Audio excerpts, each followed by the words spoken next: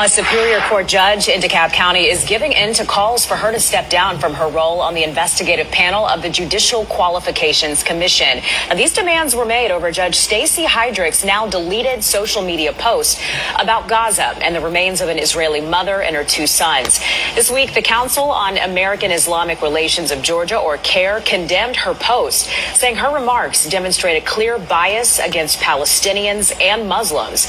The organization welcomed Hydrick's resignation, saying in part, quote, all those who administer justice in our state should avoid the perception that their biased views may impact their judicial actions. And this is the same judge who tried Eligio Bishop's case, and she had it out for him since the very beginning of the trial.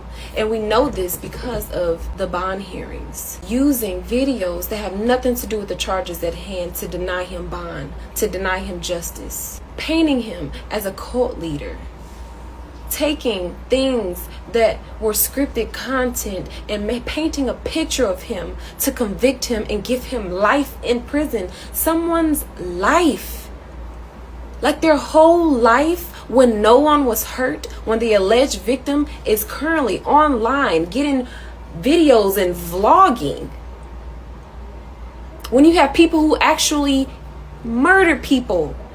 This judge has given people bonds who've murdered people.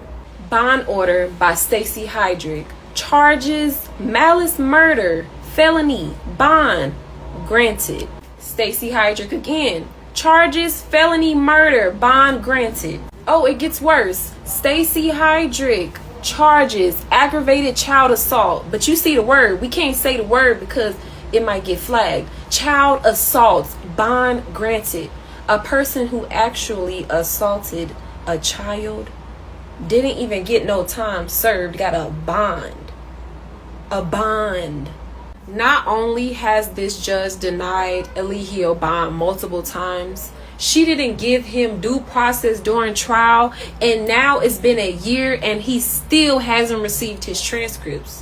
Transcript delay is a constitutional violation. The court has a specific time limit to produce trial transcripts. If that time is exceeded, especially beyond 120 days, which is 6 months, without valid extensions, it's a direct violation of due process under the 6th and 14th Amendment rights. At that point, even if transcripts are filed later, the damage is done. Courts have overturned convictions just on that basis alone. 5 days after Eligio Bishop was convicted of something he didn't even do, our previous lawyer put in a motion for a retrial, and that still hasn't been answered either. That's another due process failure. A motion for retrial or appeal must be responded to within a reasonable time, which most legal proceeding defines as within 60 to 90 days. If it's been a year or more, the judge is in violation of judicial conduct standards. The delay is seen as prejudicial, meaning it hurts the defendant's rights and can force a dismissal or a release. We've been trying to get in contact with the court reporter and get information about the transcripts for months. As you can see in this email, this is the court reporter, Diane King. She sent me an email Wednesday, April 9th at 6:37 p.m. after I asked her about the transcript. She says the transcripts are in process and have not been completed. It's been over a year. Georgia court reporting rules and timeframes. Under Uniform Superior Court Rule 20, specifically Rule 20.2, court reporters are generally required to file and certify transcripts within 120 to 180 days from the date of notice of appeal or as directed by the court. Violation.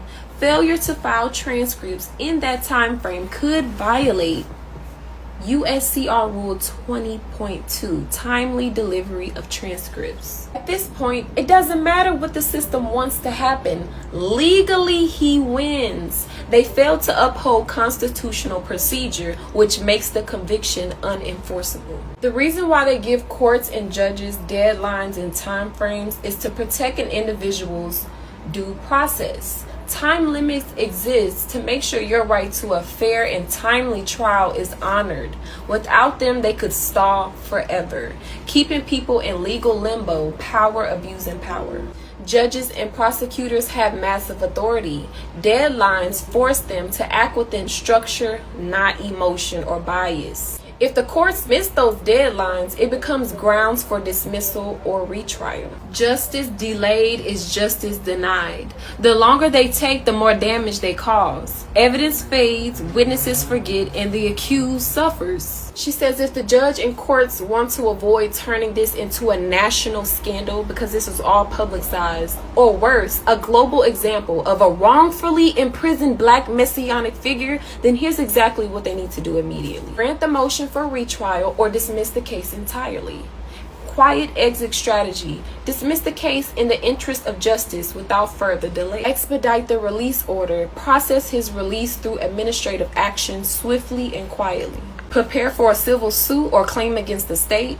They know what's coming, a possible wrongful imprisonment claim. They should be pre-negotiating settlements behind closed doors to prevent this from going to the public courts. She says, let's be crystal clear, no fluff, no loopholes. The only way out for them is this: release Eligio Bishop immediately and quietly, citing procedural errors or due process violations without trying to justify or explain it. Eligio is really about to get out, y'all. Y'all seen it on a ChatGPT. It said legally he's free. He didn't get due process. The girl said they made love. Detectives falsified court government documents for his arrest.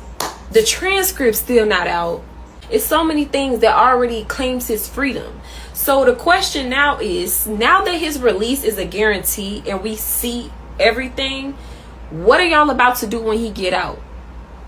All the people who was a part of this whole thing, who fed into the lie, who fed into painting him as this bad person, what you about to do when he exonerated and released? All these people talking about the rise and the fall, but you forgot about the resurrection, and that's what's on the way. 3 is free and the time is coming soon. However you acted during these 3 years, continue to act like that when he gets out and keep that same energy. The people who never contacted us, called us back, checked in, put money on commissary, keep that same energy. Because it's time for his resurrection. 3 is free.